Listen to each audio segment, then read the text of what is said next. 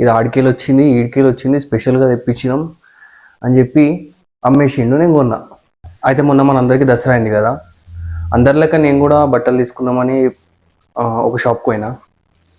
నాకు కూడా అందరి లెక్క ఆ బట్టలు తీసుకోవాలి, అట్లాంటి బట్టలు వేసుకోవాలా, మొత్తం యూనిక్ ఉండాలనే ఒక షాప్కి పోయినా. అయితే ఒక షాప్కి పోతే మంచి ఒక డ్రెస్ నచ్చింది, తీసుకున్నాక ఆ షాప్ ఓనర్ని అడిగినా ఇట్లాంటి పీసులు ఇంకేమైనా ఉన్నాయా అని స్పెసిఫిక్గా అడిగినా. ఇట్లాంటి పీసులు ఉన్నాయా, ఇంకెవరికైనా సేల్ చేసిరా? లేదు, ఇది యూనిక్ పీస్, ఇది ఆడికేలు వచ్చింది ఈడికేలు వచ్చింది స్పెషల్గా తెప్పించినాం అని చెప్పి అమ్మేసిండు. నేను కొన్నా. అయితే దసరా రోజు వేసుకున్న షర్ట్ ప్యాంట్ మంచిగా ఉండే, నచ్చింది, వేసుకున్నా. అయితే వేసుకున్నాక దసరా రోజు రావణాసురుని కాలుస్తుందని చెప్పి మా ఇంటి దగ్గర పోయినా. ఆడ చూస్తున్నా. అయితే మంచిగా ఉన్నారు అందరూ, అట్రాక్షన్ ఉంది మన దగ్గర. అయితే రావణాసుడు కాలుస్తుండు, ఒకటేసారి ఇట్లా ఇట్లా చూసిన.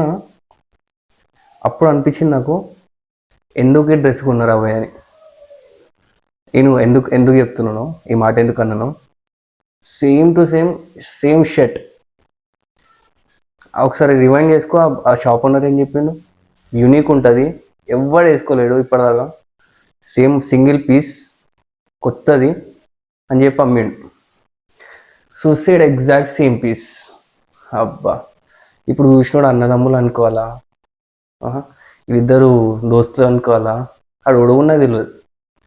ఇంకా 1400 షర్ట్. ఇట్లాంటివి చెప్పు మీ దగ్గర, ఇట్లాంటి ఏమైనా అయితే ఈ సేమ్ ఇట్లా అయితే ఏమైనా కామెంట్ చేయు, తెలుస్తుంది.